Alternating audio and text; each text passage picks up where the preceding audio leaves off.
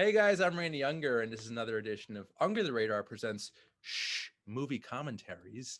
And this is a very special commentary tonight.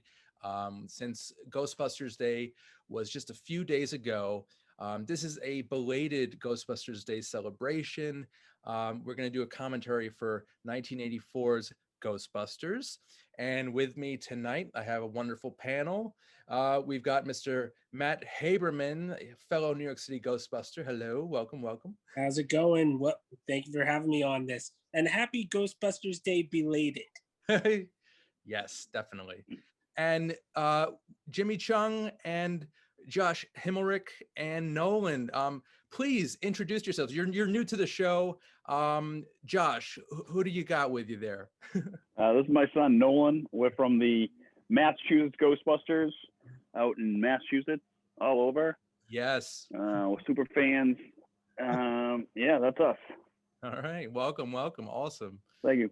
And Jimmy Chung, introduce yourself, please. Hi, this is Jimmy, coming all the way from north over in Toronto, Canada.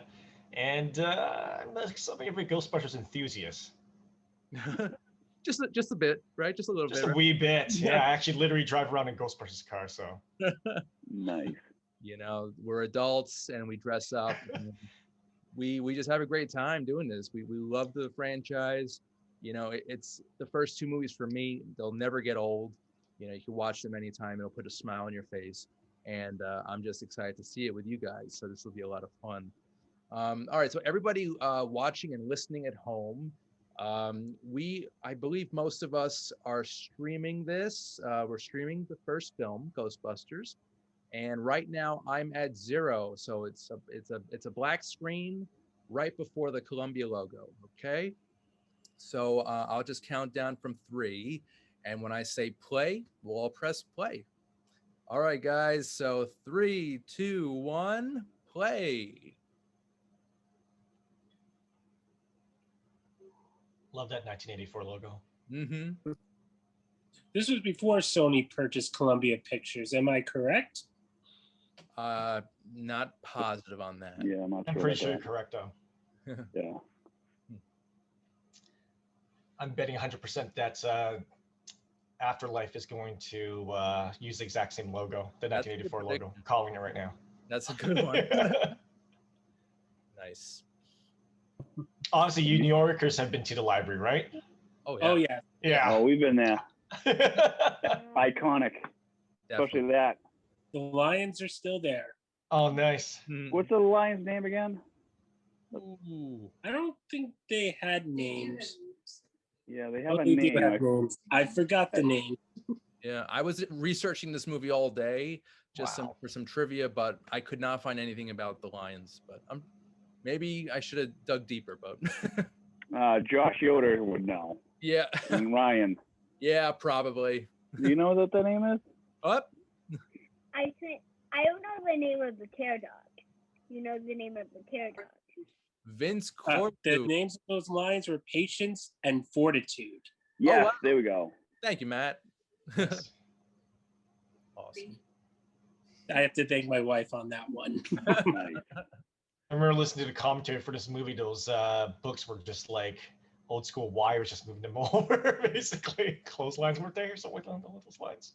Note to self: for these scenes were not filmed under the New York Public Library, but in Los Angeles. Oh, nice. Most of the interiors were shot in LA. Yeah. And weren't these the LA library out there or something? Like, remember? Possible. Yeah. Makes sense. Yeah. Well, actually, maybe not. No, because this part right here. No, do you know what the Dewey Decimal System is? Yeah, do you know what that is? What? Dewey Decimal System? You know what's blowing all over the place there? No clue. They used like certain like pipes with air like shooting. Yeah, to shoot everything up. Yeah. Yeah. The good old card catalogs. Oh, no, you gotta love this music. Theme song. A classic logo. Mm-hmm. Where it's the words are separated. Yep.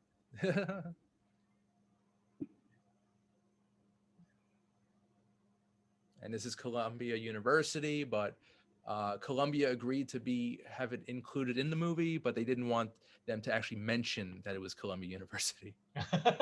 How weird, huh? What Venkman did that put that on his office. Venkman burning hell. He must have did something bad. I bet you it's reference to the comics, the IDW comics. I never got around to it, but I bet you it is.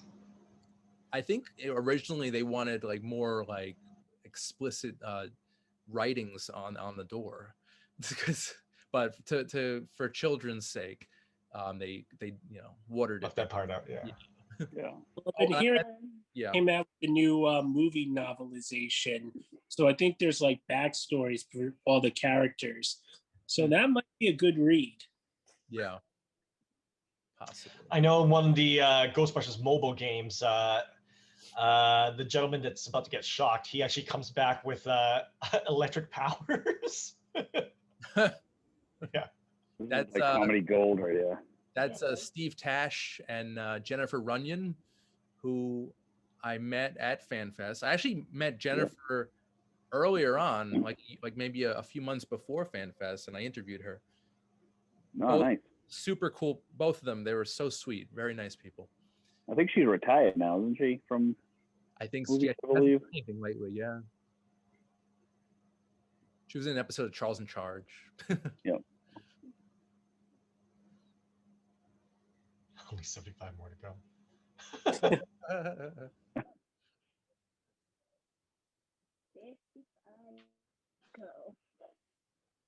Yeah, he got it right, but no, not to Venkman. He's wrong. There are some things more important than science, apparently.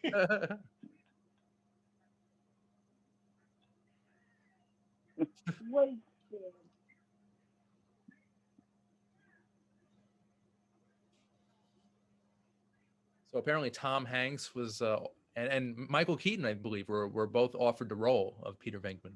Really? I didn't know that. Oh, wow. I can see Tom Hanks, not Michael Keaton. Yeah, I know. Okay.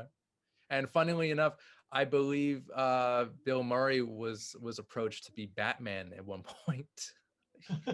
Wow. That's just ridiculous. No. Could you imagine the difference? Bill Murray is not the Batman type. Maybe back in the 1960s with Adam West. Yeah.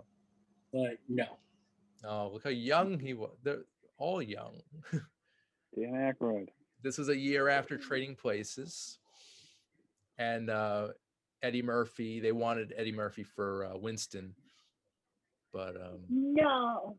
Yeah. Way. He's my favorite character. No one loves Ernie. Ernie awesome. Hudson's the man. Ernie Ernie Hudson is the most nicest person I've ever met.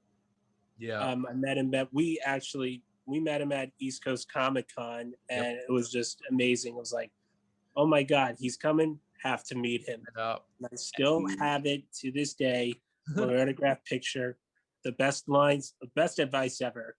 Matthew, when someone asks if you're a god, you say yes.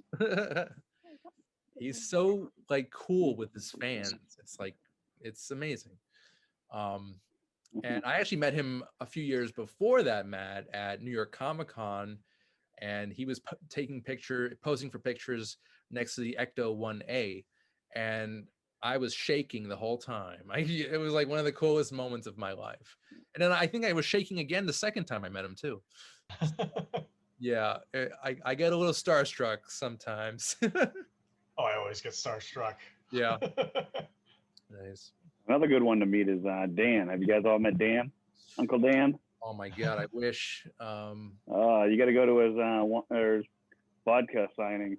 I know, but they're never on the East Coast. It seems they're up north or. Yeah, we get them here in the Boston area. Okay. And then I think for you guys get them like New Jersey and Pennsylvania. Yeah, pretty much. I don't know when he would be doing it until, I guess, he's up in Canada, but I don't see that coming for a while. Yeah. If he does make an appearance in your area, though, it's just as magical as seeing Ernie, I'm telling you. That's cool. Yeah. Yeah, I gotta search the Crystal Head Vodka page for upcoming events. But whenever I do check it, there's never anything by us. But Fingers crossed. I'll keep you in the loop if I see anything on my way. Thank you. Thank you, Josh. I did meet Bill Murray. Oh, Yeah, working at the Hilton Long Island Hotel at the time of the 2009 U.S. Open. You know, Bill Murray's a huge golf fan. everybody. Parking his car, and I was doing parking detail at the Hilton Long Island, and I'm like, oh my God, it's Bill Murray. It's like, and he comes in for breakfast and everything. And after he comes back from the going to the show for the U.S. Open, he goes to me and he says, "The flowers are still standing." Nice. Awesome. I actually had breakfast with Vinkman Winston Anthony No. or When I we went, know I saw Winston, I think. yeah, Winston and Dan. And, Yeah. I had breakfast with them in California. Yeah. Yeah. We did Fan Fest, Ghostbusters Fan Fest. Awesome. Yeah. Well, I think I was alone. I have a less impressive story. I actually met John Rothman, who plays the library manager, I guess you'd call him. You know, like, Oh, nice. got to do with it. Yeah. Where'd you meet him?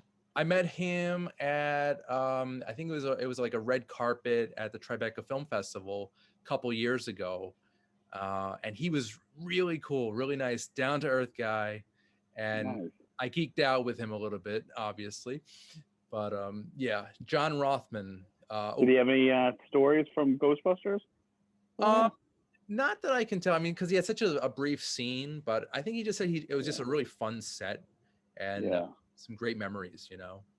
Nice. So, and a library administrator, that's his official title. His casting. Somebody blows their nose and you want to keep it? No. Speaking of slime, have you ever made slime in the cons? Because we have. I know that. That's where we got the idea from, the New York guys. Oh. Yeah. Oh, you guys made slime yourselves? Yeah. We make Cool. slime at the Con sometimes. Wow, haven't done that in a like really long time. I missed those events. We had some really good times. Matt, some special memories for you making slime with the kids? Oh, I mean, I've only did it once, but my favorite memory was that time at the Brooklyn Gaming Con. That was the first time I did it, and that was good. I think that was your first event with us, right? That was my first convention event. Okay. Nice. Imagine the person when the bookshelf got knocked over. Imagine the person that had to sort all of those books. Yeah, that bookshelf I think was pulled with like a thing, wasn't it? Above or something. One that falls almost. Yeah. I think I read that was an accident, and they just kind of kept rolling. Oh, okay. First time. Yeah, they just because it was real. So they're like, let's do that was like genuine shock. Like movie magic right there. Yeah. You know? Like just happened. Maybe there's a ghost in there. Maybe. Oh, I just talks to the librarian like it's. I mean, for 1984, these visual effects are pretty damn good. Yeah, they are. I think they still hold up. I love them. Yeah. I also, which is a good view if you have the book, the Ghostbusters Visual History show has it's like a Bible. Yeah, it's really good. I was looking through it today, actually. It's just it's a wonderful coffee table book. Yeah. Just flip through it. Randy would know. Randy, do you know who played the library ghost? Oh no, I don't have the name. I don't think she was that notable, but I don't know. Did anyone figure Watch it be like Meryl Streep. No, I don't think she was that. Oh, there's there's a guy. No, what I love about this movie is that they film on location, and being from Queens, you know, I love New York City. This is my home, and a lot of people have said that this is a love letter to New York. And I totally agree with that. Why do you need two cameras for one ghost? Now, one thing is that the Ghostbusters love to do on parades and everything is hand out those Nestle Crunch. So I think we know why the Nestle Crunch Bar is related good to the Ghostbusters in this great scene. Indeed. And there's a lot of sweets, a lot of candies in this movie, actually. It is. Oh, I'm sorry, Nolan, were you asking something? I'm sorry. I forget what I just said. We actually handed out Crunch Bars at the firehouse the other day on Ghostbuster Day. Oh, yes. They were melting, but they still held up at the beginning. There you go. Oh, that's Just awesome. to go back for 2 seconds, the librarian actress's name is Ruth Hale Oliver. Oh, there we go. Yes. Has she done anything else? Yeah, she did. If I can remember correctly, I think she did a whole bunch of stuff. She was very well known back then. Ruth, I'm sorry, what was it? Ruth Oliver. Ruth Hale Oliver. Oh, and Dean Yeager, the actor who played Dean Yeager, was at a Ghostbusters event, which was in conjunction with the Answer to Call release. Barbecue Films did this event, company I'm involved with as well. And Dean Yeager showed up at the event. That was a great event. That was a cool one. They basically they turned this like warehouse into like a Ghostbusters central, like a headquarters, almost like an off-site firehouse headquarters. And there was like, just immersive entertainment. That's awesome. Yeah, people were dressed up, and the actor who played Dean Yeager showed up and was signing autographs, taking pictures. That's awesome. How many people actually just walked up to him just saying Dean Yeager? Basically, but he was like nobody knows his real name. And he went with it. He was very down to earth. That's awesome. Just like the library administrator. So apparently Ruth only did one other thing. She was only in Ghostbusters and this one episode of a TV show from 1983 called Trapper John MD. Trapper John MD? And she's listed as Lady Runner. So, I don't know. All right. Based off of IMDb.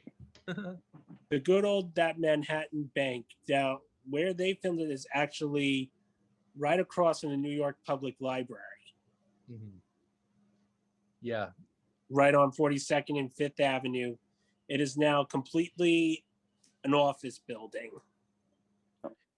And this scene right here, I believe this is around the area of also like around Bryant Park. Yeah, it's around Bryant Park on 5th Avenue. Oh, there it is. The outside of the firehouse in New York, the inside of the firehouse in California. That's correct. That's it. That's right. I love that they made this film take place in modern day instead of in the future, like originally Dan had imagined. Yeah, like interdimensional time and space travel. Like they said that concept cost like $200 million to film. Yeah. But it's way cooler. It makes it so down to earth and relatable and believable. I would have loved to go to where they shot the interior in the firehouse, but I hear like where it's located in Los Angeles in such a bad area. It is. So we went down there during Fan Fest, and it was like Tent City, like right around that area. It was like sketchy. We had to literally pull up in front, run out real quick, take a couple, and then run back in. It was kind of a little sketchy. Wow. But I heard they got rid of the fire pole inside there anyways. It's gone. I wanted to go on the fire pole, but they said no because it might have been dangerous. No, well, yeah, that was in New York the other day. Yeah, I wanted to go on the fire pole, but I couldn't. We all want Nolan, we all would do that. So. Everybody wants to. That's a given. I wonder if I slip someone $100 bill if they'd let me. Let me sign a waiver too. I'll do that. The good old Spook Central building. Oh yeah. In Central Park. Oh, and Louis Tully, played by the great Moranis. I love he gets locked out every single time, no matter what. Which is funny because he's the key master. Yeah. Coming soon, they've actually made a Vince Clortho costume. Yes, I saw that. This Exciting. Really? Like by like Spirit Halloween is putting it out? Or? Yeah, Oh, the hat, yeah. Or the helmet, yeah. Nice. The That's a pretty strainer on costume top. to make on your own. That's a good costume. They're coming out with it, yeah. Fun fact, originally it wasn't Rick Moranis that was going to be Louis Telly. It was going to be John Candy. John Candy, yeah. And he wanted to do a German accent. Yeah. With a dog, with a German Yeah, Shepherd, with like a I think, couple yeah. of German, some, I think German Shepherds or something. And Ivan was like, nah, Yeah, that doesn't fit. Yeah, because they already have plenty of dogs already in the movie. So, but it would have been cool. Well, we do see John Candy in the music video. Schedule. Yes.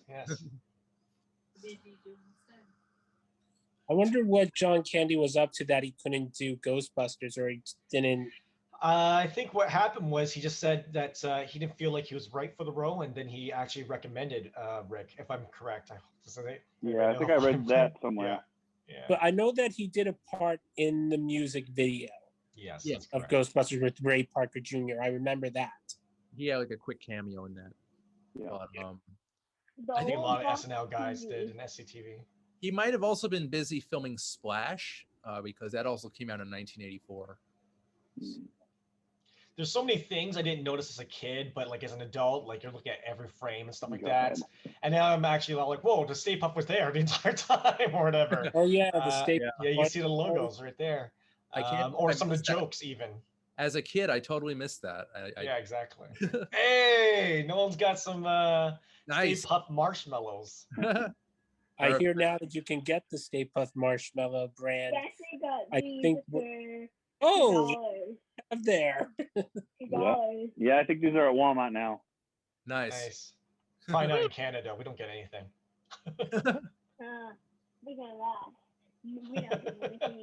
So far we've got Crunch Bar, we've got marshmallows, and later on we're going to get Twinkies. So there's some cavities right there, all in one. Yeah. But Coke, I think Coke is like noticed right here. Everything in moderation. Snack wisely. I remember the Lego one, the Lego one, one of the pterodactyls like drinking like Coke or something. Oh yeah. The Lego one. Lego game. It's hilarious.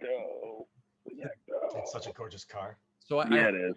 It was an ambulance, then they turned it into a hearse, and then they turned it back into an ambulance. Yeah. So yeah, it's an interesting car. It has an interesting history. Still one of my favorite car. It's the coolest movie cars of all time. Yes. If you wanted the top 3 movie cars, the Ecto-1, the DeLorean Time Machine, yes, the 1989 Batmobile. Oh my God, it's so good. I have to agree with you there. Top 3, that's it. And that sums up my childhood, and I imagine yours as well, guys. 100%. Or if we could put number 4, the Deathmobile from Animal House. Or one of the Jeeps from Jurassic Park. Yes. I like the one that was attacked by the T-Rex, but the one that Jeff Goldblum was on, Must Go Faster, that was a pretty good one. Okay, come on, buddy. Look at that. Oh, it's the DeLorean. It lights up. Hey. That's you awesome. notice in you can see one of the crew there, their foot in the background there. You have to look really hard though. You see it move in the background. You're like, oh, that's actually a crew member's foot. Oh, and this scene where Bill Murray jumps over the railing in the desk. Yeah, I think that's it. Yeah, right here, coming up. He kind of hits it with the tip of his shoe, and he almost like trips and like falls really horribly, but he makes it. You can hear the shoe tip it a little bit. Yeah, there it is, right there. Oh yeah, in that corner. Yeah. He must have been the guy to like cue him to jump. I guess he did his own stunts, Bill Murray. I'm more like the second movie than the first because I like it more. You like the second movie more? Yeah. Yeah, you know, I think I agree with you on that one. Yeah, look at his patch on his sleeve. Yeah, Nice. you know. I have. First movie I ever saw. I wish they used more like the the charcoal suit more in Ghostbusters 2, because they've used that throughout most of the promos and everything. Hardly in that whole movie, but that's another movie we can talk about. Yeah. I Yes. do like the charcoal suit. I really do. All right, sit down, buddy. Was there any scene in the first Ghostbusters that scared you as a kid, guys? No. Yeah, nothing really scared me in the first Ghostbusters, but in Ghostbusters 2 with the severed heads on the Oh, yeah. spikes, that Oh, scared yeah. me. I don't understand that scene. I don't understand that one. Never did. Yeah. That was like Vigo's enemies, I suppose.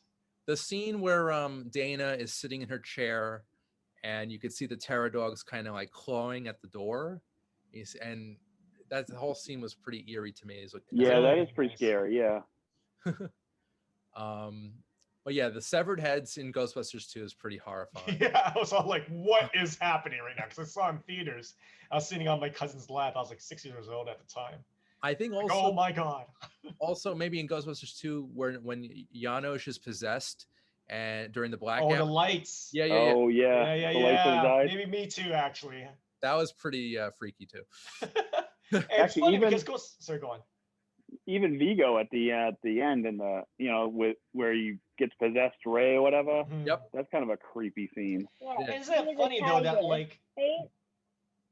Ghostbusters Isn't 2 he a seems to be tiger? made for No. kids a little bit more, but it has the scariest scenes of the both movies, I feel. Yeah, that's an interesting statement. Yeah. But you know, it's good for kids to be introduced to that type of stuff early, Mhm. you know, so they Yeah. can kind of prepare them for life a little bit. I don't know, Absolutely. for all the severed heads that come their way. Yeah, sure. I think that's one of the great things about Ghostbusters.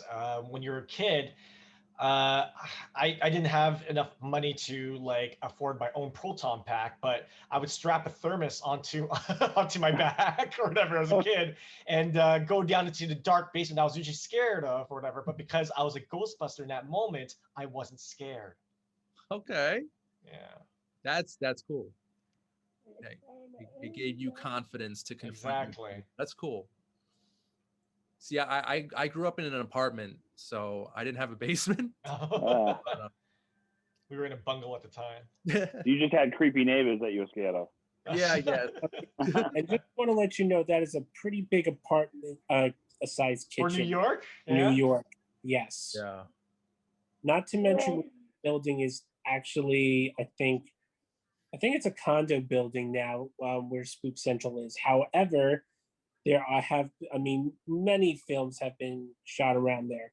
Yeah. Let's not forget, Elf was done at the exterior of the building, and I think the interior too.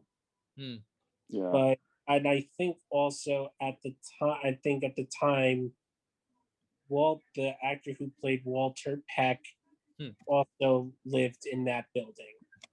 Oh, he did. Oh, that's cool. So I just want to say, point out right when they opened up the fridge door, right as he's like peering in, you can hear them go the music, which is just like what Vakeman did at the piano. I didn't even notice that until now. Oh yeah. I love the product placement here with Coke, like Oh yeah. perfectly yeah. situated towards the camera. We get a lot of product. We got Cheez-Its later on. I think Coke actually owned what's it called? Columbia Pictures, right? At the time. Yeah. Oh, okay. Oh, Yeah. here's a cool fact. My dad was in the 2019 movie. 2016. 2016. Oh yeah, Nice. yeah. You were like a paramedic. Yeah, I was in He it. was bringing it. That's cool. Bringing it out. That's all. Hey, nice. Cool. Very Yeah. cool. Thanks, buddy. Thanks for the plug. You got your own publicist with you. Yeah, I guess so. You need an IMDb page. My number one fan over here. There you go. Oh, and I read about this this device that Bill Sniffer? Murray. The sniffer? which is used by like electricians or a gas company to sniff out any gas leaks. Oh wow! Yeah, I never knew that. Yeah. Oh, It's super hard to come by now too, I guess. Oh, I can imagine, yeah. Just to sniff out paranormal activity. Oh, there he is. No, who you gonna call? Perfect. That's me. All right, come on. No more show and tell. You're 15 minutes of fame, Josh. Yeah. Oh, here we go. One magnificent feast. Here we go with the Cokes again. The Diet Coke as well. Yeah. Is that Bud Light or Budweiser right there too? That's Budweiser, 100%. Yeah. Oh man. Oh, I guess maybe they're buds.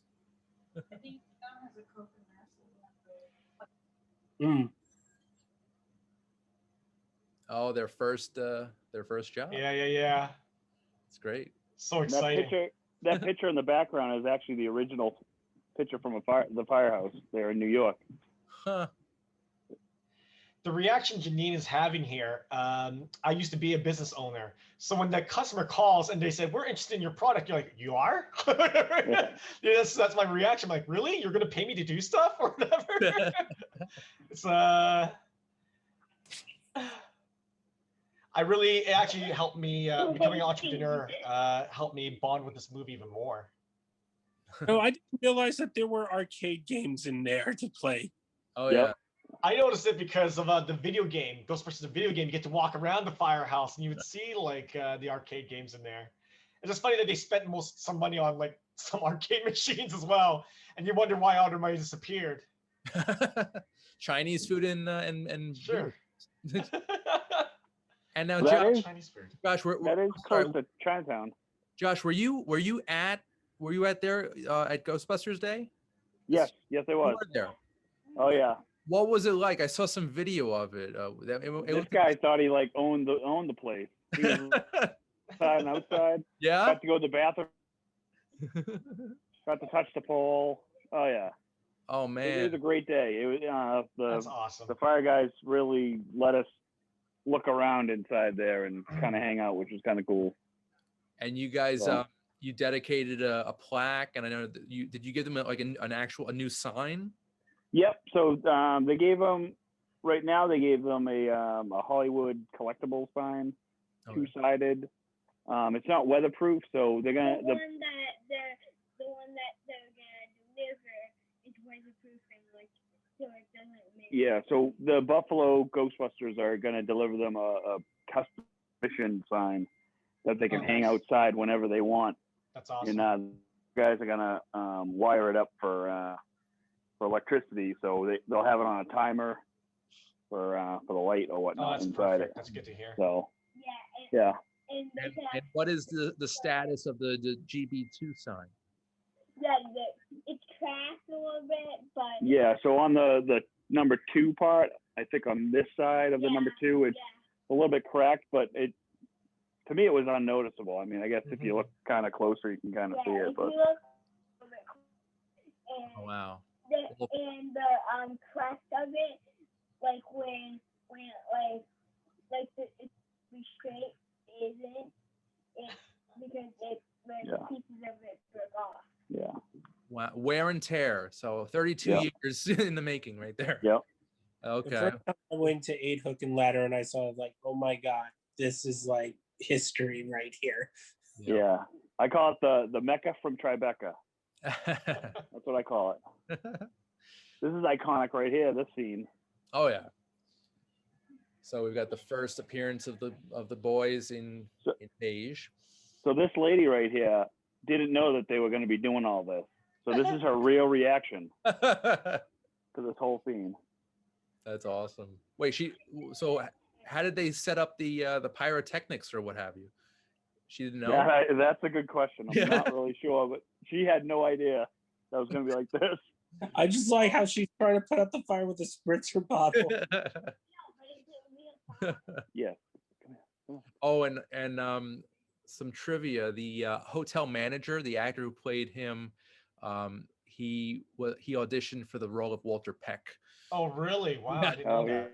But he obviously didn't get it, so he decided to just take this superior role, this inferior role. I just like how the cigarette's just hanging from his mouth and then it drops.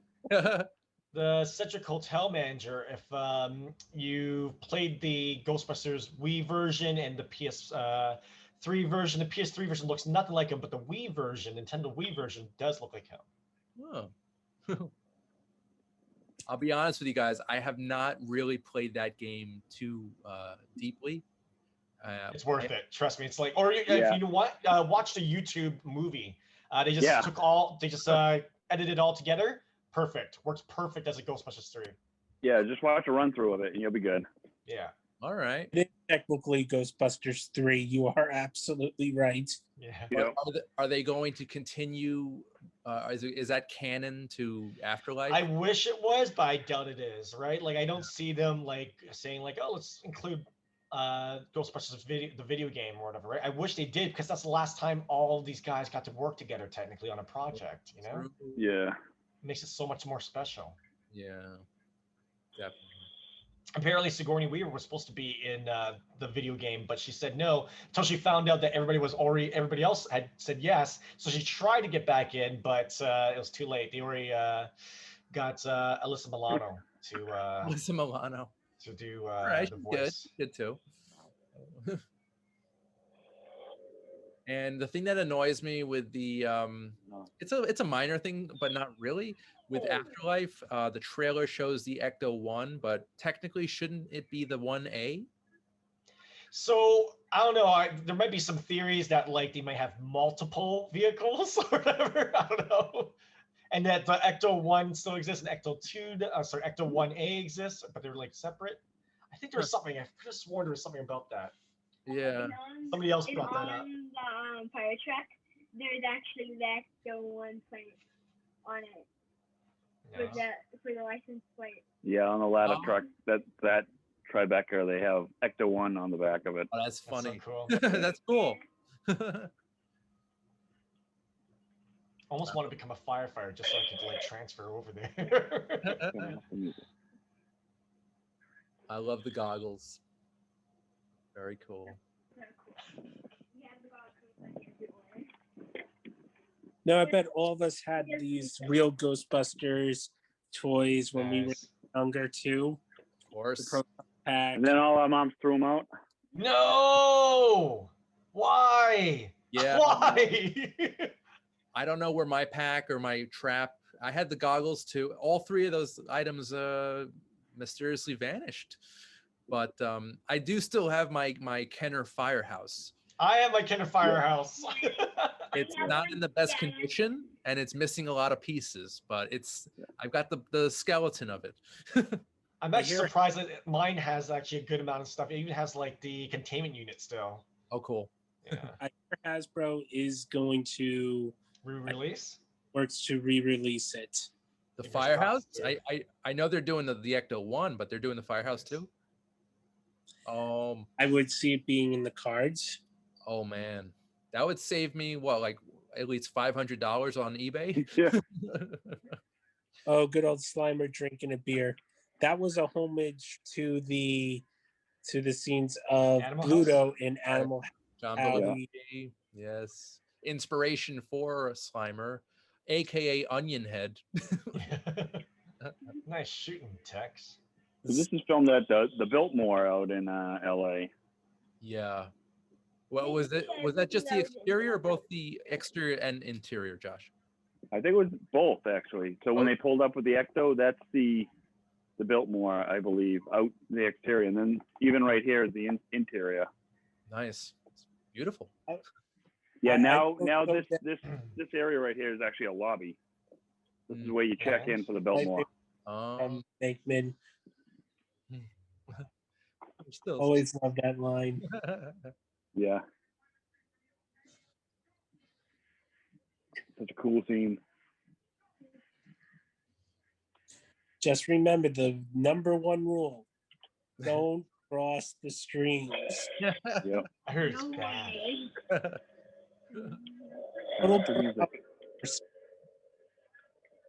Those are great. Look at his trap, right?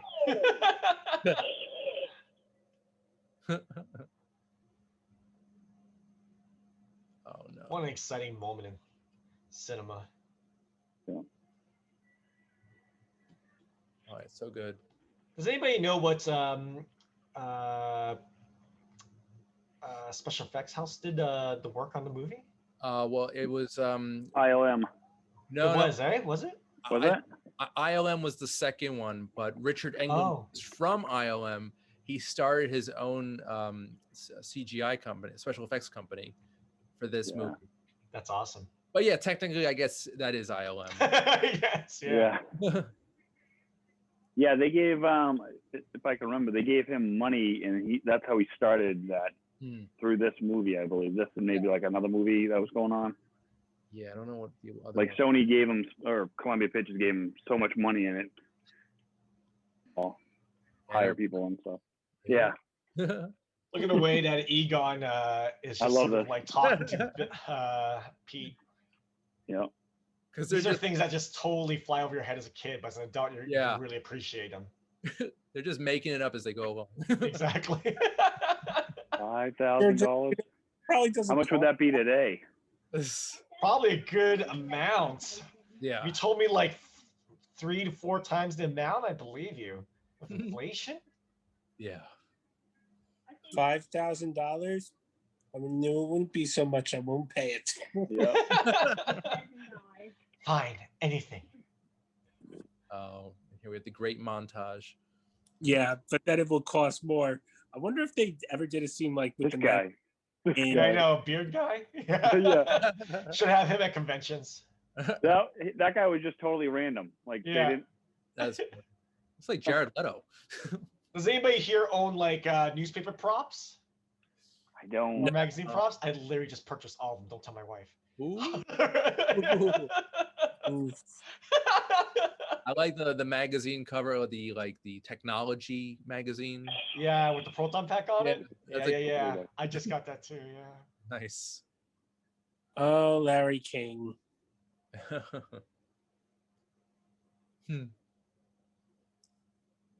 I think this is his feature film debut, actually. Larry King. This right here. Yeah. There's a security guard in the background there chasing him. They weren't supposed to be filming there. Oh, I couldn't see. Yeah, I looked like really close, and you could see somebody like running after him. Not here, but in the I forget the plaza there. See, this is how I feel every time I go. Well, it used to go on events with the New York City guys. People would just stop you, want to take your picture. Just walking down the street in your gear. It's just such a good feeling. Yeah. Yeah, and when I got dressed and we just went down to Starbucks, they're just like. Yeah. It's awesome. Yeah, some lady came up to him and was like, "Thanks for saving the city." Oh, it was great. That's good. I wonder what the Ghostbusters super diet is. Twinkies. Twinkies, sure. Yeah, Twinkies and Crunch Bars. Chinese food and Coca-Cola. Yeah. I kind of want that now. After this, I'm going to grab some late night Chinese food, guys. Oh, and I believe that is an actual Playboy playmate. Yes. Yeah. I think Dan Aykroyd actually dated her for a bit. Wow. So he went from her to Donna Dixon. Wow. Yeah. Let me just double check that because I'm pretty sure though. I believe it. Oh, there he is. There he is. I just like it's just an honest answer because if anything, if you want a job, you will just believe anything that they say and take the job. And he said he makes later on. He says he makes $11,500 a year, which doesn't sound too high, especially with inflation today. But maybe there's good benefits. Yeah. Well, there is good benefits because they work in a firehouse and they sleep on the firehouse. You get a roof over your head. That's true. So you just have to pay for food, basically. You're hired. They tape the traps together. Yeah. Duct tape. Yeah. They use like a something like the. Yes, good old. Now, Lincoln Center. Yeah. Now, there is one rule at Lincoln Center. Actually, we know this after doing the Ghostbusters tour. You cannot be in costume on the grounds of Lincoln Center. So, under that, he was wearing the Ghostbuster uniform costume. Yeah. So they put that jacket over him because of that rule. Huh. That is interesting. Okay. Yeah. Why can't they be in suit? I don't know. Let's say one of their rules. Yeah. They And can also- only wear regular clothing and everything. It's. I'm not sure why that is the rule at the Lincoln Center, but as you know, like Randy, we've been on that before. We can only went so far in our uniform at Lincoln Center. We had to stop at the steps. We couldn't enter. Yeah. It was crazy. I remember we took pictures on the fountain. Oh, nice. Yeah. Like Didn't get caught. That's cool. Yeah, they have security guards all over there, though. Yeah. And I can't believe we didn't get caught. Yeah. And we were also, it was a big group, and we were all in costumes, and we were walking around New York, and then. Okay. wow. Lucky you. That's awesome, guys. Lucky. Oh, and the actor who plays the fellow musician, Timothy Carhart, he was at FanFest as well, and very tall guy, very nice. Yeah, he was cool. He was actually the villain in Beverly Hills Cop 3. And isn't he the true father of Oscar from Ghostbusters 2? There's that's like a fan theory that he is Oscar's dad. Yeah. Which is believable, which makes sense, really. So I wanted to fact check what I said earlier about the Fort Ghost in the Dream Ghost. Yeah. Dan tried to date her, but she said they were just friends. Oh no! You got friend zoned. You got friend zoned. Well, but you gotta appreciate him trying though. That's what counts, man. That's awesome. Out there. Oh, and the containment unit, beautiful piece of machinery. Yeah. It looks functional. It looks great. I would love to. I think there's some franchises, some members in the community who actually built that in their house. Oh yeah, for sure. Quite a few. I've seen that. Yeah. Yeah, one of my guys has Ghostbusters one. Germany did that. Germany? Oh, yeah. Really? Okay. Yeah. And you said there's a guy in your team who does that? David Silva has one of those. We actually had it at one of our events, like in my old group. It's pretty cool. We used to have people put money through it, for charity, which is cool. Oh. Like a big piggy bank. Yeah. If it was just one panel, I would put like a big bucket behind it, and like people would put the money in and go in the bucket. Nice. What do you think about this guy? Oh. You don't like him? No, he's not going down this. I mean, you could Gozer is obviously the villain, but I mean, I think Walter Peck is pretty villainous in his own right. For sure. We got another brand of food on there, the Wise potato chips. Yep. Awesome. If you think about it, actually, Walter Peck is probably responsible for a lot of possible fatalities because he said, shut this all off. And because of that, a lot of ghosts got released. Yeah. And mayhem. And probably radiation. Possibly. Yeah. Yeah, but you want to know what? He will always try to protect himself. Yeah. Look at that face. Look at that smug face. Yeah. I heard that after Ghostbusters, he would just be walking on the streets and everyone would just be calling him dickless. Kids would be shouting at him from like school buses. And also, he said that he couldn't go into bars because people would try to start fights with him. Oh my gosh. That's the worst. Well, he played a villain kind of from this movie in Die Hard, yes. Die Hard. He's awesome in that. But you know what? That just speaks volumes about him as an actor, you know? Like if he's able to make you feel that in real life as well. Yeah. He was also at FanFest, actually, and he might have been the nicest member of the cast that I met. Yeah. Aside from Ernie, of course. But I love the Twinkie theory. Apparently, somebody actually did the calculations for the Twinkie theory, and apparently it's all wrong. But like, not you heard. I guess they weren't expecting people to actually check it. They actually didn't tell us what the actual calculation was.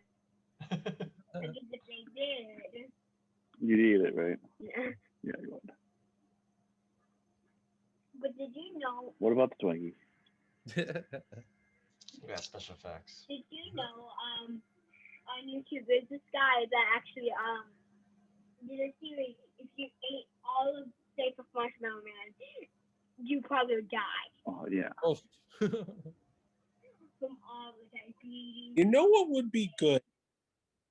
If like in the Ghostbusters universe, I hope that Afterlife will be a huge success. But they can do like a backstory, like a whole movie on Evo and Gozer. Yeah. And maybe on Vigo. Yeah. Oh, really? Eh? Like a series, like a prequel series of individual stories, like an anthology series. No, like like a movie or something. Like I feel like they can do a whole movie on Vigo in just like an hour and a half or something, leading up to how with the painting or something. Right. The origin story. I like that. Amazon just purchased MGM. I'm hoping like maybe Netflix or like even Disney purchased Sony so that they can actually make like a Ghostbusters live action TV series, because I don't think they're doing enough with the Ghostbusters. Sony just signed a partnership with Netflix. Oh yeah. They will be yes. exclusive home to movies on Netflix going forward. Mm-hmm. With the exception of, I believe, the Spider-Man movies, Disney Plus will still get some of that. Yeah. They already tested the waters with Stranger Things a little bit. Mm-hmm. So. Yeah, I have pretty high hopes for Afterlife. I think we're in for a good movie. Sony learned their lesson with Answer the Call. That was just, I mean, I was extremely grateful to be invited to the premiere. It was one of the best trips of my life, but the movie itself, kind of forgettable. Whoa, felt easy there. Yeah. Easy Oh, there. Except your scene. Except I'm playing. Sorry. You know what I mean. You know what I mean. No, I hear you. It's different, I'll say. Yeah. We actually were just watching it before this. I feel like they could have called it anything else and it would have been fine. It's just that it didn't have the same humor that you were expecting from like the original first two. Yeah. And also, you're all like, why stop? Why scrap everything that happened before? Yeah. The atmosphere of the election and all that, and just all negativity, which didn't help. Yeah, but you know what? I respect what they were trying to do to try to bring the franchise to the next generation and kind of continue the story, continue that movie magic. Yeah, that's what I respect about that movie. Yeah, and Paul Feig or whatever, he's great. I hear he's a great guy. As a Ghostbuster fan and whatnot, he always reacted great to everybody. Yeah, even at FanFest, he was greeting fans. He was totally cool with everybody. So, yeah. I still loved Paul Feig in Heavyweights. Still I love the set design. Mm-hmm. Art Deco. Oh, I love the scene. Oh, yeah, Apparently, Rick Moranis improvised everything he's saying here. You did a great job there. Yeah. Because of SCTV, he was SCTV, Second City Television. like a born improviser. Look at this guy. I actually went. I graduated from Second City, and I took their improv program, and I got to stand on the John Candy stage, and I was like, "Oh my God, John Candy stood here." It was nice. so crazy. That's cool. That's Casey Kasem's wife.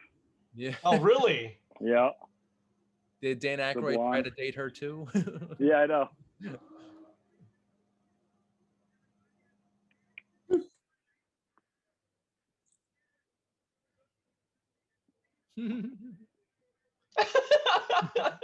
He's just talking about how they. Yeah. Oh look, the terror I dog. love how he's just chilling in No. I gotta feed me. I gotta feed me. I love watching this movie with subtitles on, because then you catch like some of the dialogue that you would probably have missed that just sort of just glaze over, and makes it extra funny, to be honest. I love this lady. I love her too. Yeah, myself and my brothers would laugh at that part every single time as kids. A bear. A bear in his apartment.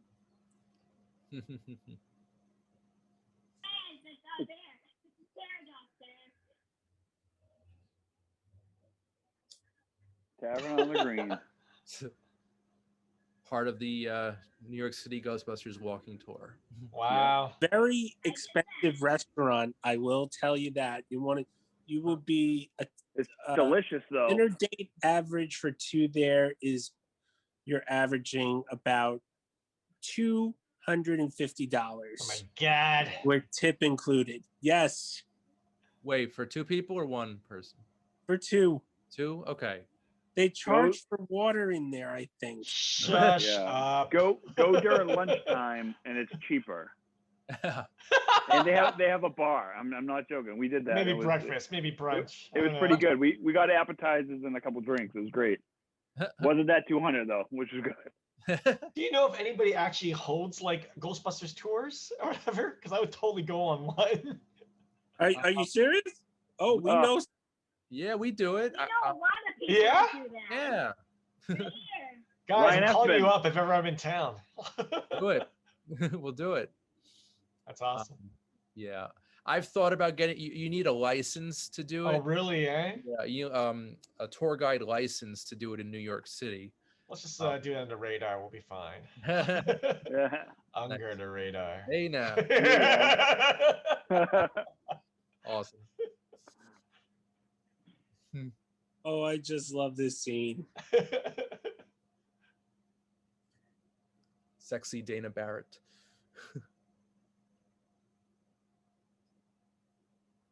It's funny. I used to work at Best Buy, and they had a ad for the Best Buy credit card, and on the credit card that they were advertising, the name on it, the fake name on it, was Dana Barrett, and I looked at him like, "My Dana Barrett?"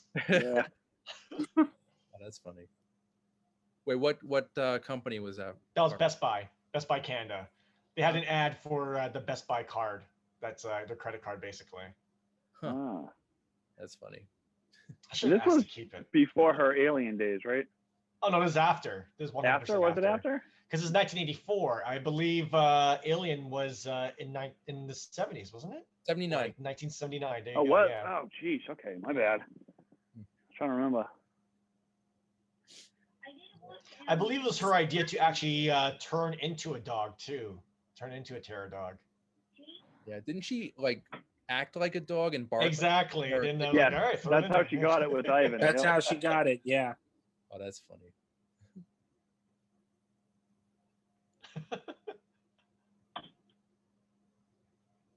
All of these scenes flew over my head as a kid, but as an adult. Yeah. These were like boring as a kid. Like, Yeah, I was like, get to the part with the Proton Packs. These are the moments where I was just looking at my action figures and trying to reenact scenes. True. You know, one thing is for sure, you know, the cartoon, The Real Ghostbusters, came out in film. you wonder why they had Louis Tully, but like after the second film, you would wonder why didn't they put Dana Barrett in the cartoon series? They even had Walter Peck. Oh, I don't Yeah. figure. Yeah.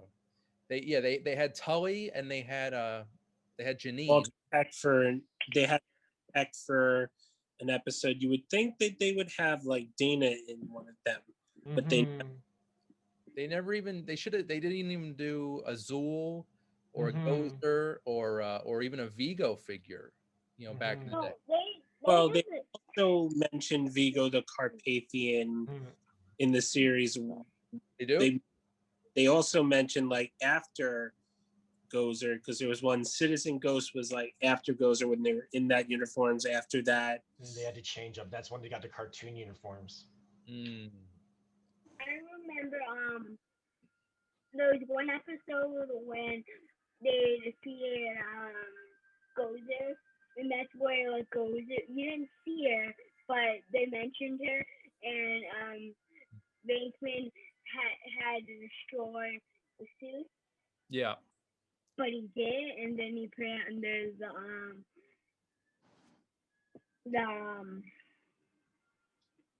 the containment unit, and then they came alive. Yeah. What you're talking about? Yeah. The evil versions of themselves. Yeah. The green version, right? Yeah. One. Yeah. That was a good. Was that that was the first episode of the series? I think I was like way more into the series. Oh, okay. Of the series, I think. Good old Columbus Circle. Oh, and there's a deleted scene where Bill Murray and Dan Aykroyd play like homeless people. Yeah. But I'm glad they took it out, to be honest. It just makes it more realistic as a thing, And it wasn't, in my opinion, it wasn't even that funny. Yeah. So it's not a total loss, but but they actually brought those characters back for the IDW comics. Oh, really? Yeah. It was just like that's what I love with the IDW comics. They put so many Easter eggs in there for the fans. Yeah. Weren't those two hobos from like the SNL skits that they did? I wouldn't be surprised.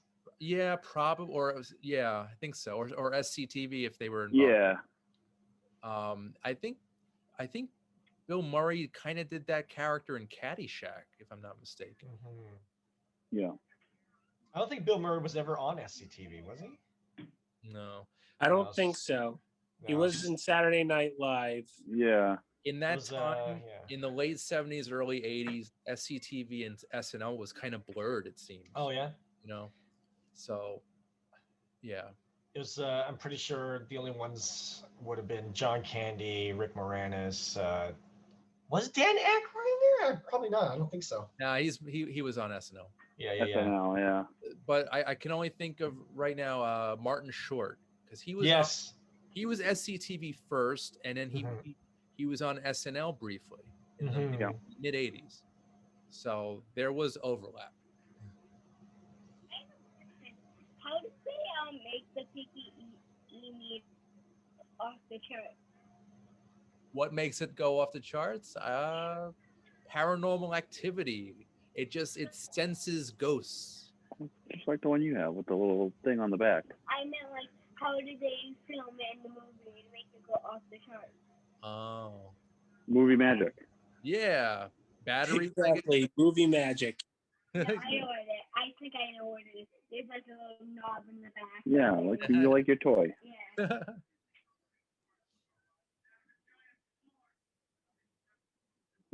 Kind of how they use the giant slorb, and then they use that kind of level in the video game, in Ghostbusters, the video game. Oh, did we get to face a slorb? Yeah. It's been a hot second.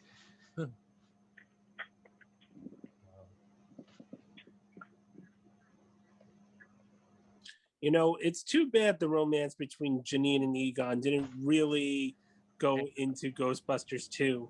It's interesting, isn't it? Like, I remember watching Ghostbusters 2 as a kid, like, no, it's supposed to be Janine and Egon. It's weird. Maybe they dated for a little while and it just didn't work out. Yeah, I guess. It was just so, like, out of left field is all. To be all like, no, let's put it over Telly. She just moved on to the next employee.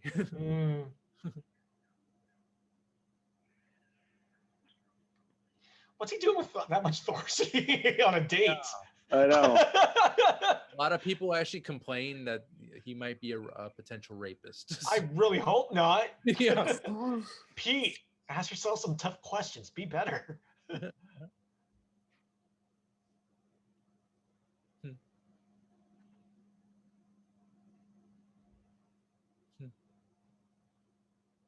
I wonder if there was like maybe a deleted scene or like something in the script that would have like, explained all that, but oh well. Yeah.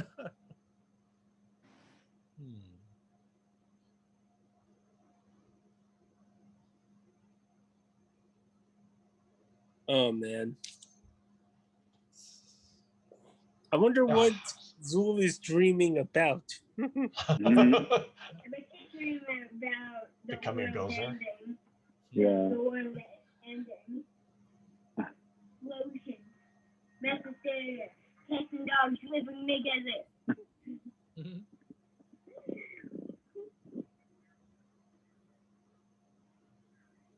So Josh, what was Dan Aykroyd like? Dan Aykroyd, he's awesome. So I've met him a couple times, and each time it's so magical. It's he's so good, just to sign everything, and he actually like talk to you for, there's so many people there that come see him, but he'll sit there and talk to you. That's and if so you're awesome. dressed up as a Ghostbuster, he usually takes you in first. Yo! Yeah. At the end, if you stay till the end, he'll come out and take pictures with you. There's Ectos there. He'll take pictures. It's great. Oh my god! All right, I gotta find out the next You time gotta- he's gonna be in Ontario. Doing it. If you find out a Crystal Head vodka signing, I'll be there. Yeah, like I said, it's usually New Isn't he, Jersey and like, does he have Pennsylvania for you guys. Distillery? He has a distillery up in Canada. I wonder where that is. Gentlemen, if you ever need a place to stay. Yeah, Thank you. he has a place down. He has a place down Martha in Massachusetts here that he goes during the summer, and they still own it. That's where they actually wrote the script here for Ghostbusters. Him, Ivan, and right. Harold back in like 1983 or whatever. They hashed it out, but he still owns it down there. Wow. Not that I want to go stalk it or anything. I kind of want to get like a Ghostbusters employee certificate or something like that, and have Dan sign it at the bottom or something like that, just to make me like an official Ghostbuster. Yeah. Love it. I love it. You like how like the Con Edison guys just showing around like, Yeah. oh, what's going on here? Yeah. No clue.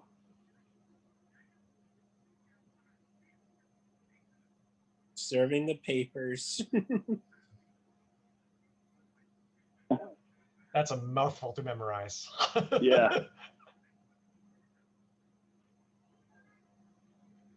Shut this off. Shut this all off. Such a great scene. You don't need these lights. Just shut them off. Look at Rick go. He's really into his character. I just like how it is. Shut them off.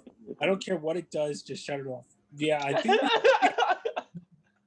If this took place today, everybody would have their cell phones out recording everything. Just be all like, he's the one who told us to shut it off. I mean, Walter Peck should have been fired or arrested or something for for ordering this containment unit to be shut off. Spoilers, in the video game, he works for the city. Yeah. But so did the Ghostbusters. Shut it off. But Walter Peck's in charge of how much they spend and how much they damage in the city. I'm warning you. This YouTube video, I gotta check it out. I'll send you the link. It's so good. So good. Nice. This guy. Pencil neck. Pencil neck. I don't think enough people get called pencil neck these days. Yeah. The true person who called everyone a pencil neck was a former wrestler, Classy Freddie Blassie. Really? Was that before or after Ghostbusters? Oh, definitely before Ghostbusters. He's all goes and listen, you pencil neck geek. He has he has an autobiography out. I mean, he passed on years ago. but it's called like I think the title of the book is called "Listen, You Pencil Neck Geek." It's funny. Look at Bateman run. He's the first one out. Yep. I also like Rick's reactions, like, "Ooh, this is like awesome," and everything. Wow. Nice practical This is effect. it. This is the sign. And here's the CGI. Now here's a small extra you'll see in a minute. Is it you, Josh? No. I think it's Ron. Ron Jeremy. Such a random. Yeah. Just chilling there. So random. Like, okay. You know where There he was? is, to the left. Yep, there he is. Really not sure what's happening. Oh wow, he wasn't that fat. Yeah. Let himself go.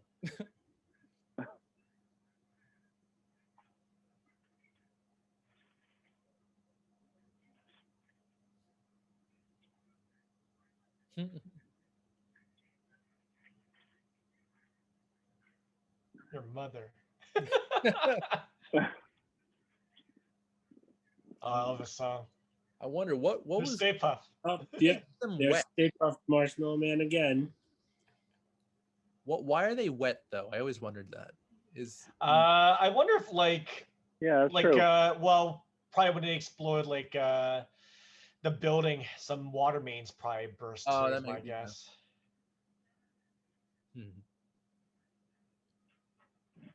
It's a nice little montage as well. There's a lovely Mondo poster that has this as the background and the Ghostbusters coming out from the subway. Ooh. Okay, maybe this scared me too as a kid, actually. Oh yeah. Oh, Now that I Attack the think about Ghost is it. pretty scary. I mean, look at that. I didn't see that on Sesame Street as a kid. So Oof. I like how they use those because now, like those taxi cabs, if you see them, they only do it during the holidays. Those old vintage. Oh taxi yeah? rides. Yeah. That's kind of cool though.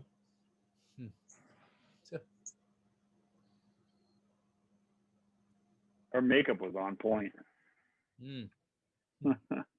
I really wanted to, in my head when I was listening to this song, I really wanted like a third Ghostbusters to star like Oscar, but like he's like a grown up and everything, and then like maybe something like this happens near the end, and this exact song is playing or whatever, and maybe he goes to his wife like, "Get the kids, out of here right now" or whatever. That would just be, it would give me the chills.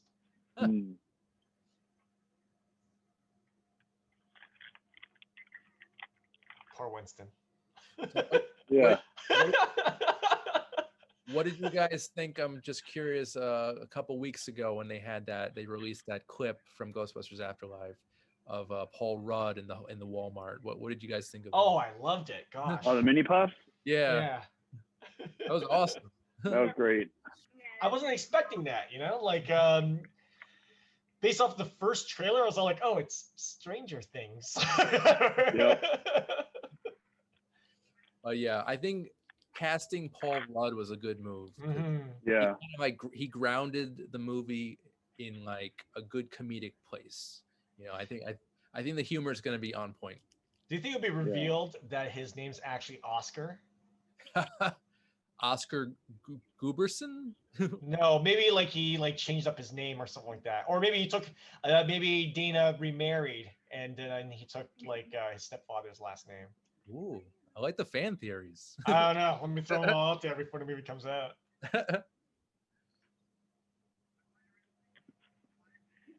I would be hoping soon that they release another trailer before November. Yeah. I'm hoping by August. Yeah. I think a lot of people were surprised that there was no trailer for Ghostbusters Day. It just seemed like the thing to do, but oh wow. Yeah. All they did was release some like behind the Pictures. scenes photos. Yeah. Better than nothing. Yeah, I guess. I'll take it. Here's some t-shirts. Okay. Yeah, there's a lot of secrecy behind this new movie, which is a good thing. Actually, I think Reddit released like there's a bunch of supposed leaks. And I was like, that can't be real. Then I started reading, I'm like, okay, this might be real. Then I was like, Jimmy, forget about it. Get it out of your head. I mean, I'm hoping it gets that good theatrical release. But I ain't getting my hopes up. I mean, yeah, we waited so long. In Ontario right now, we're not allowed to go into theaters at all. Earliest is probably going to be early July, possibly. okay. Yeah. But things are like constantly open and they'll close. Open and close. Yeah. It's kind of Stuff Family Matters. Yeah. Yeah. Reginald. Carl. Reginald Vell Johnson. I want to believe he's also that's the exact same character from Die Hard. I want to believe. Mm-hmm. Family Matters, probably. Yeah. Hey, he It always was played the also cop. in Die Hard and Die Hard 2. Die Hard, Dude, yep. yeah. And in Die Hard, he ate a bunch of Twinkies. So Nice. slight connection. You know, it's funny that he always plays cops because I was also watching. There's a Boy Meets World spinoff called Girl Meets World, and in one episode he shows up as a cop. I'm like, really? Good for you. Oh, that's funny. I'd love to interview him. That would be awesome. For sure. If you could interview Feeney, that would be awesome. I tried, but they said because he's kind of up there in age, he wasn't available. So, but I did interview Eddie Winslow, and that's awesome. Yeah, he was nice.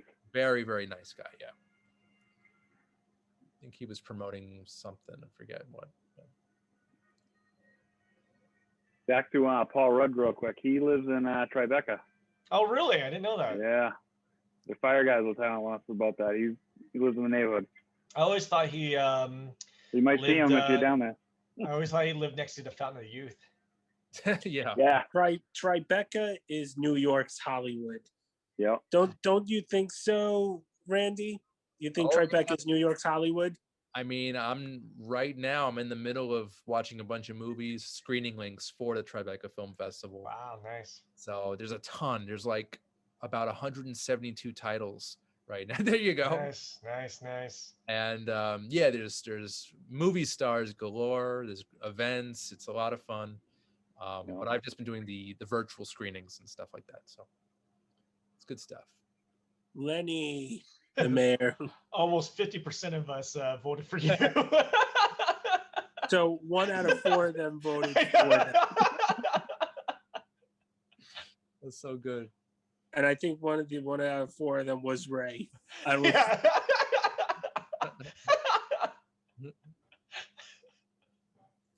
Lenny Clutch, I believe his character's name. Let's see. I still love his line in Ghostbusters 2. And sometimes I truly believe that line. Being miserable and treating everyone like dirt is every New Yorker's God-given right. Yep. Good night, gentlemen. Sadly, though, the actor David Margulis, he passed away a couple of years ago. But yeah, he was awesome. He's got one of those faces, like very recognizable. Yep.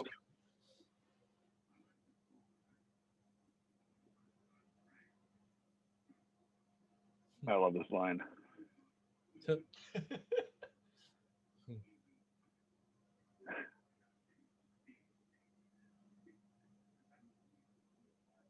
So with the subtitles, it said that Zeddemore is spelled ZEDDMORE. They left out the E in the middle. They did that also with the Kenner toy. So it's a weird little thing that always kind of bothered me. It's almost like the Bear-Stained Bears. Yeah. Close enough.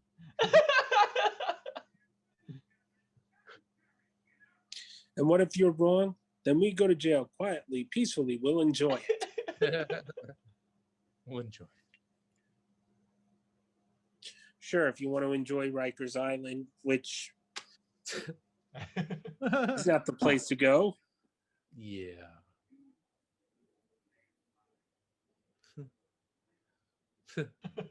Lenny.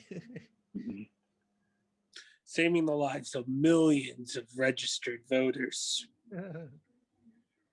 This guy a fruit basket. I'm gonna miss him. We at least get him a fruit basket.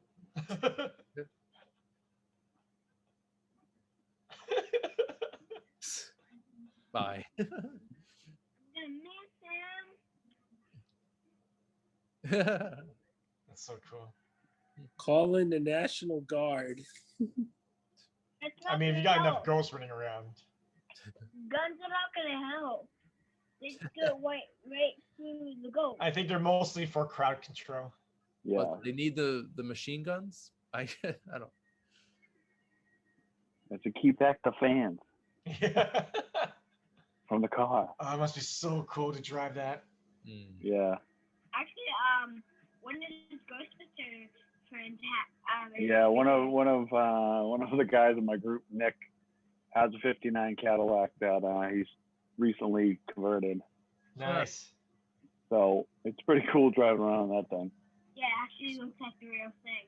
But it's funny because a lot of people, you're still driving around in it. People don't even bat an eye. They're like, what? We're gonna play the ice cream man song next time. See if people notice.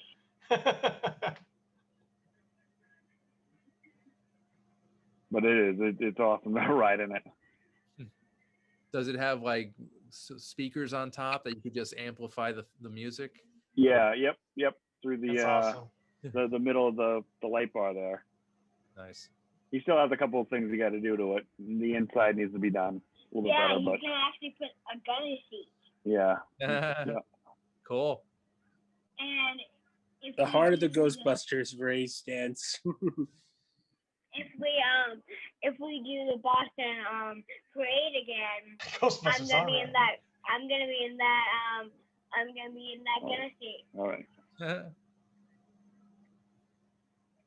Yeah, the gunner seat was a really cool scene in the trailer. Very, very cool. Yeah. That redhead there, Eldo Ray, is that how you say it? Probably, I don't yeah. know. Yeah, he was The at extra, yeah. he was at the firehouse the other day. That's awesome. What? And he still lives in New York. Wow. That's hilarious. They dropped by. That's so cool. Yeah. Ghostbusters. All right.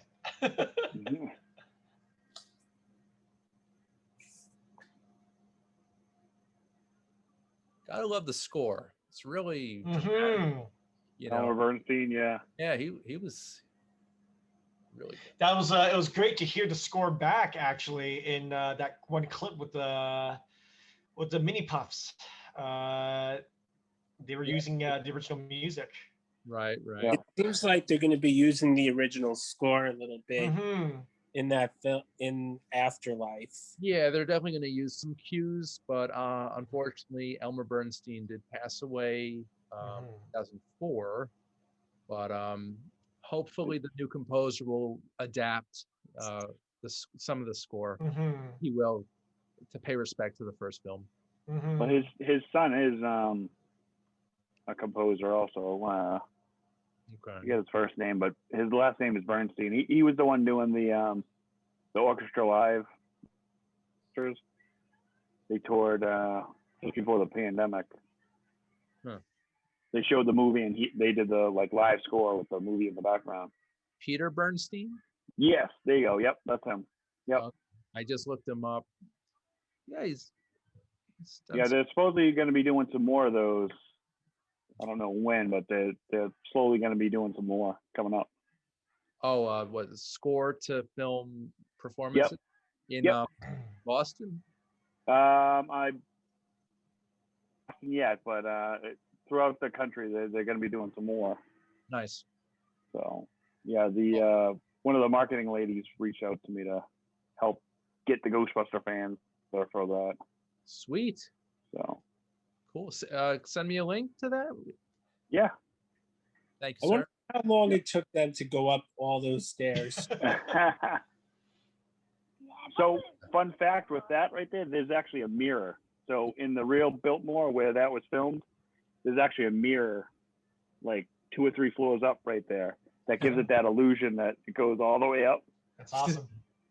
Yeah, Cool. it's pretty magical. Good for the Keymaster. Yeah. He probably bonked his head on it. Yeah, that always went over my head a bit as a kid. Hey now. Keys go into gates.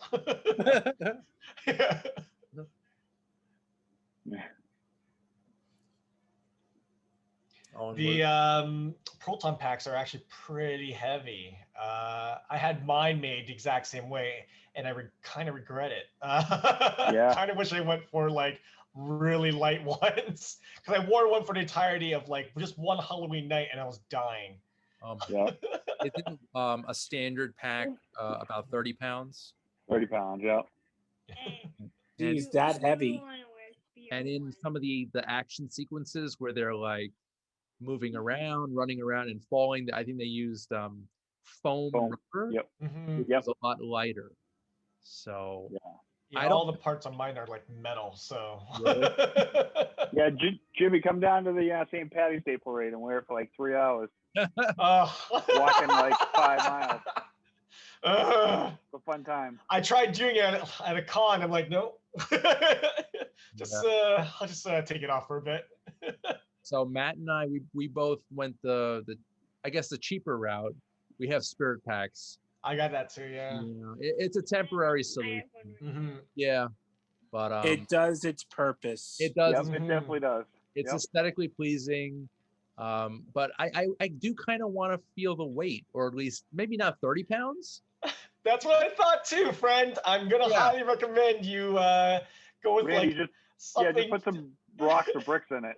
No. Simulate the real thing. I really would like to see is Spirit do the slime blower. Yes. Mm. Yes, man. That'd be cool. But I can totally see it happening. It's gonna happen for sure.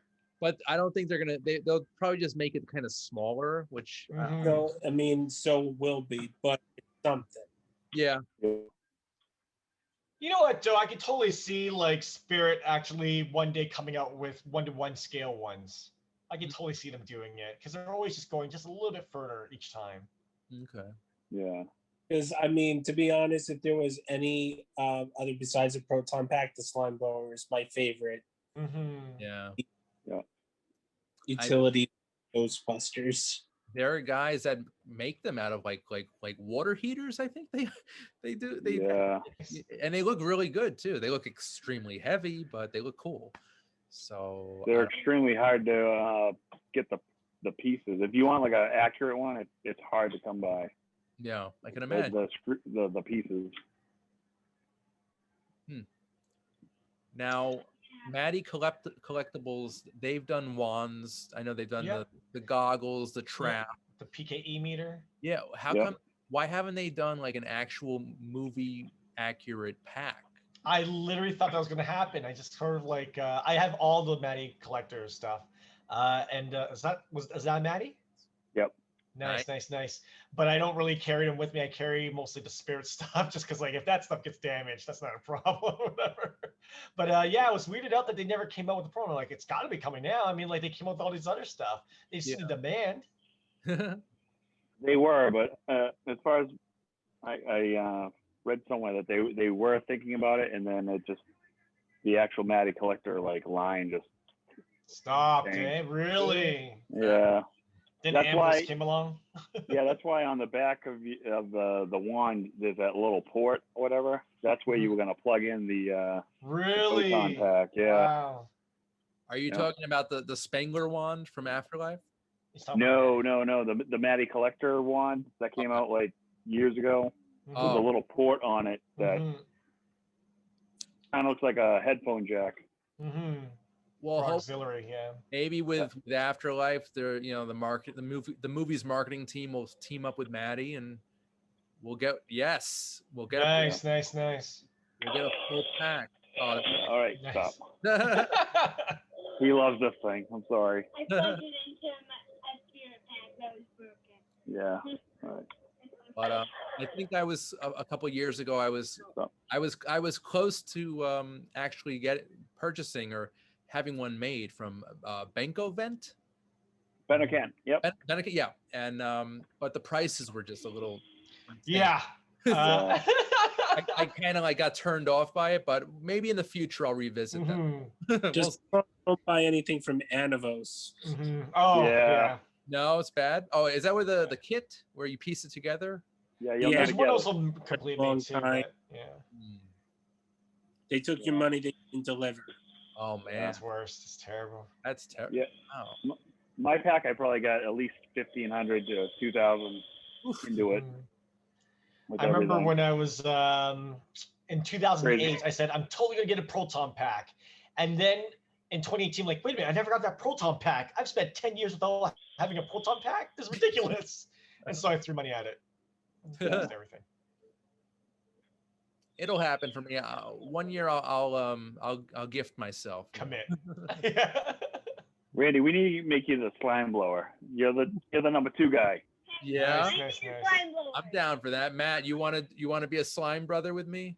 If I had the time and energy for it. The slime brothers. Okay, you too, Nolan. Come on. All right. Yeah. So cool. No, the slime blower is definitely one of the coolest props from the movies. Yeah. So cool.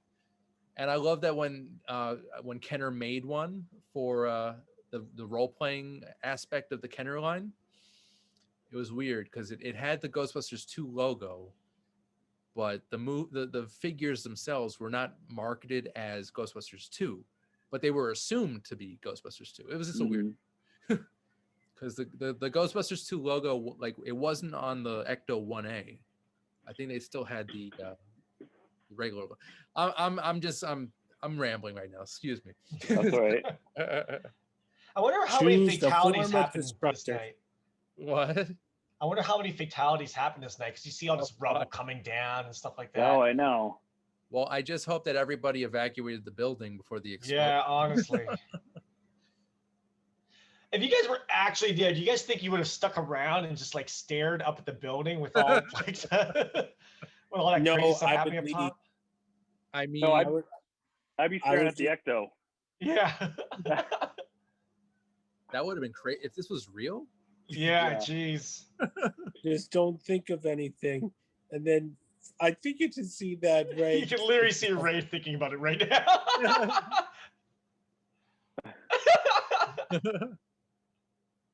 I don't think any other actor could pull that off. That look. Yeah, No. yeah, good for him. So innocent.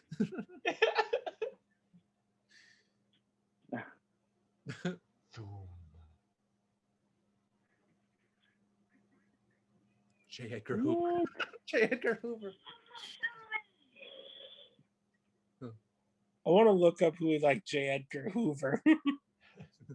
Mother pussy. He was just like an old Right. fat guy. What?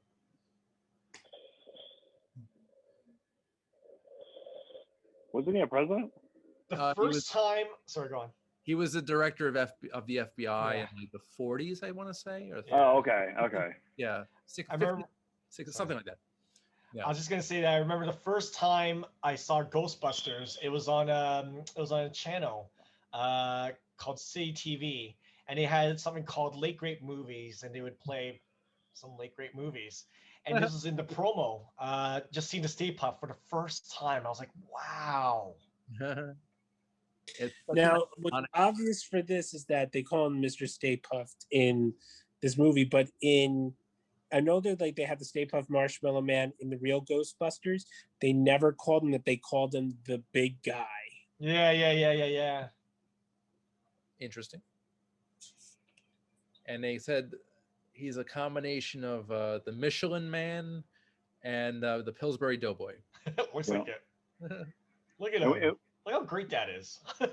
We used to roast Stay Puft marshmallows on the fire of Camp Wakanda.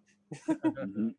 If you look, Which I think is that a real place in. It is a real place, yeah. Yeah. if you look when they were Now, showing Church is right next to that building for sure. Yeah. Yep. I always look at it and I go, nobody steps on a church in my town. And that building is not nearly as tall as it seems in real life. Yeah, well. It does in the movie. I hope if you see Mr. Stay Puft in Afterlife, they use not CGI, but practical. Yeah. I know we're gonna get a terror dog again. I Yeah, know. wow, yeah, I saw the foot Oh yeah. paw, I guess. I mean, we're definitely getting CGI mini Mhm. pups. Yeah. According to that clip. Mhm. Oh, it'll be very Gremlins-esque, Mhm. which I'm fine with. You know, it's cool. Speaking of Gremlins, they will be coming out with a new series, Gremlins Animated, of the yeah. Mogwai. Yeah. That looks good. I don't know. Do you know if Joe Dante is involved at all, or Find out. that would? He's probably an executive producer. At the very least. Yeah. But it's been 31 years since Gremlins 2, so it's very Oh, interesting. wow. It took them this long, yeah. Oh, they were roasted by a hand.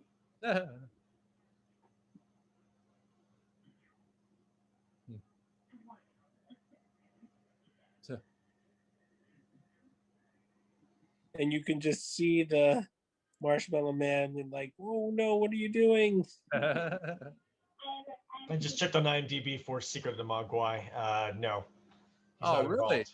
He's not involved. That sucks. Yeah. Okay.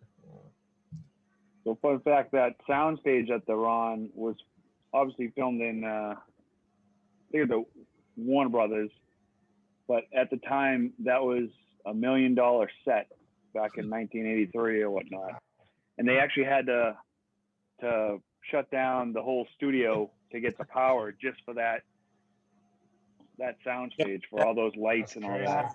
Wow. Was this all Oh, I shaving just love cream, did they what's say? Yeah, this is shaving cream. Yeah. And originally they were gonna dump a certain amount on William Atherton, but it's like, is this gonna hurt? And and Ivan Reitman's like, I really don't know. Yeah. So They tried a stuntman. Yeah, they did it on a stunt. They dumped it on a stuntman, and the stuntman fell back. Wow. So they decreased the amount of shaving cream significantly, and then they dumped it on William Atherton, and I guess it didn't hurt him. So yeah. It should have been. That looks like so much fun. Look at that. And I think Dan Aykroyd enjoyed the feeling of it on his. Yeah. Wanted them to apply more of it. Yeah. And when I was a kid in Canada, there'd be so much snow. After rolling around in the snow in our snow suits, we'd come out and just quote all these lines. Give myself, my brothers now. Yeah. That's awesome. Look at Bill Murray. Yeah. Nothing. I love it. That's so funny. It's got nothing. Everyone else got something. But it makes sense. If anybody was going to run faster, it was going to be Pete. Yeah. It's a good. You guys are on your own.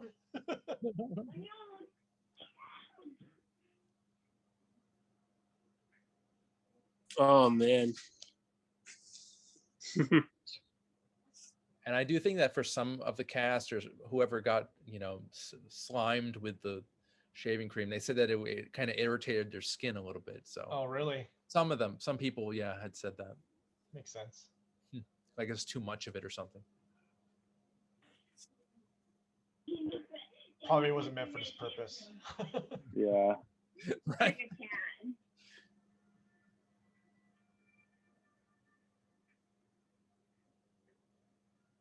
This looks like they're just taking armor off something.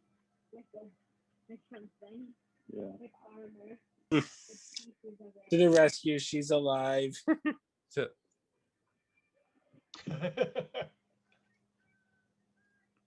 wonder if anybody owns those pieces.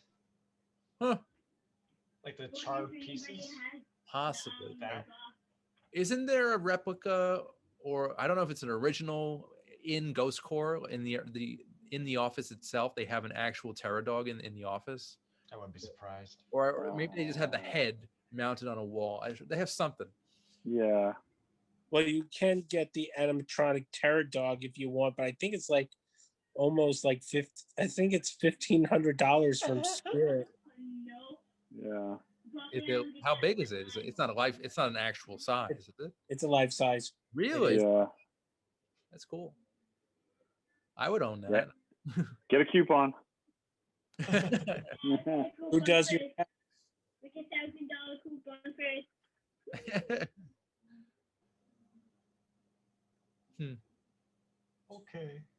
Okay.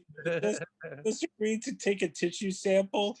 Okay, fine. Go ahead.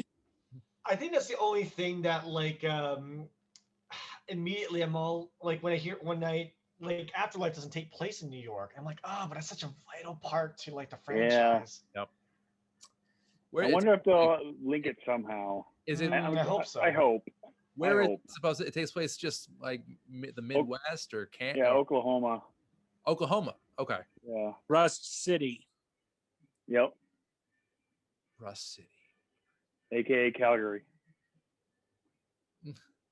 There's a scene coming up with Janine and Egon. When I was a kid, my older brother, he's like 2 years older than me. He was all like, "That's Egon's mom," and Egon's mom came over because Egon was scared, and I'm all like, oh, "Okay." Like when you're a kid, you just trust whatever anybody tells you, I guess. But as I'm watching it later on, I'm like, that doesn't make any sense. Where was that even in any of the film? That's ridiculous. Yeah, my older brother just likes to make up a lot of. They want to interview me or no? We'll take the American Red Cross. Yeah. And they use the same font for the credits in Ghostbusters 2 as well. Nice. I think that might be an Ivan Reitman thing. I think he used that in all of his movies, if I'm not mistaken. There's like the doorman was like, "Well, here you go. Probably do not have a job right now." He probably stuck with it, or was just hanging out with the crowd in the street.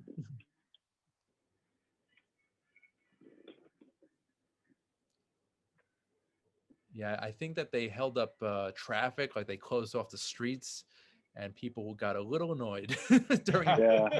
Sounds about right. Yeah. Yeah, I think New York was filming in their city after this movie. You know, charging permits and all that. Richard Edlund.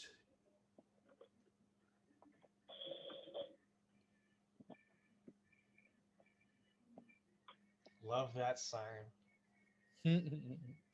Oh, the siren.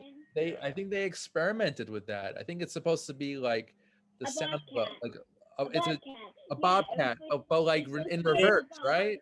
Yeah, very good.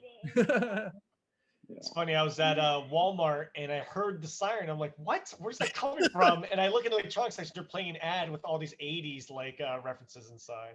Oh, nice. Yeah, that's funny. That was fun, guys. Yeah, this movie, it never gets old. I mean, it's a little dated here and there, but it holds up pretty well, I'd say. Matt, what was it like revisiting this movie for you? I know you've seen it. We've all seen it hundreds of times, thousands of times. What was it like revisiting it? Oh, I love just watching Ghostbusters, and I'll watch it. I can never get old at seeing it. When it comes on, I have to see it. And it's like Ghostbusters has always been a part of my life throughout it. And,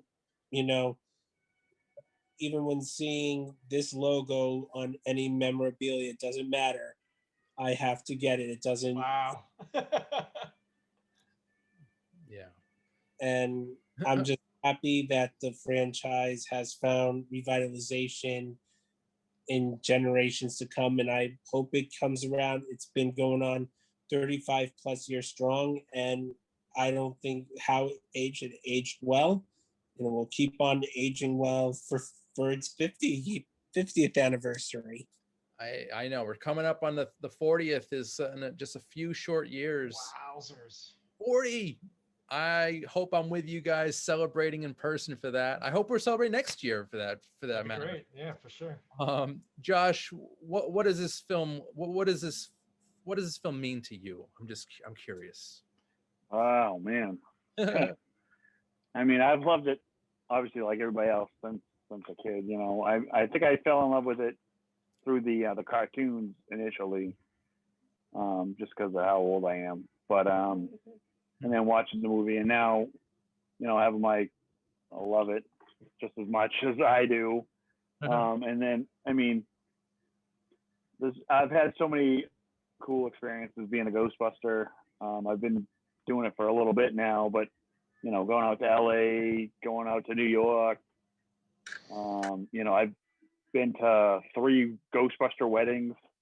That's awesome. Done Ghostbuster stuff in these weddings. I have another one coming up on Friday.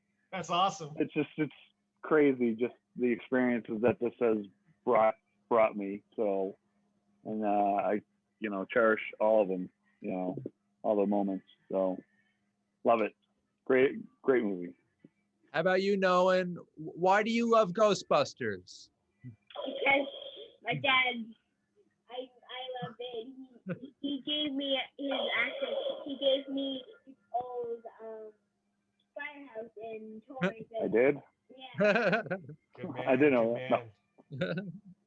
He gave That's- me, and I just like the movie.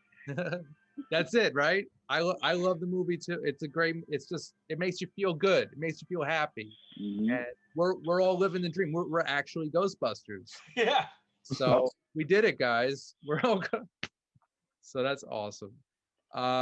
Jimmy, what about this film? What about this franchise resonates with you? How does it feel getting into your soul? I must ask.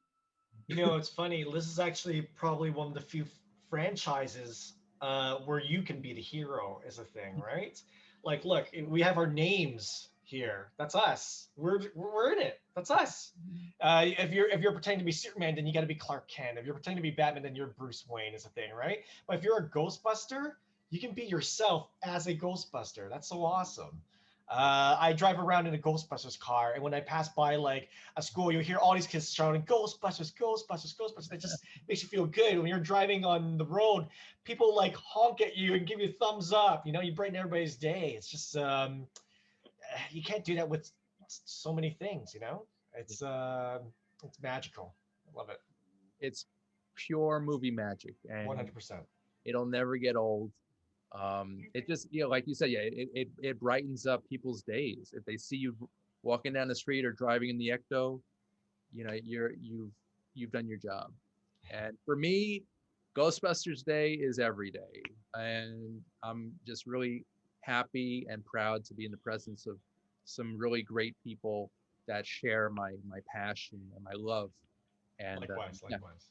Ghostbusters is timeless, and if we can, you know, expose everybody to it, I think the world will be a better place. So, Absolutely.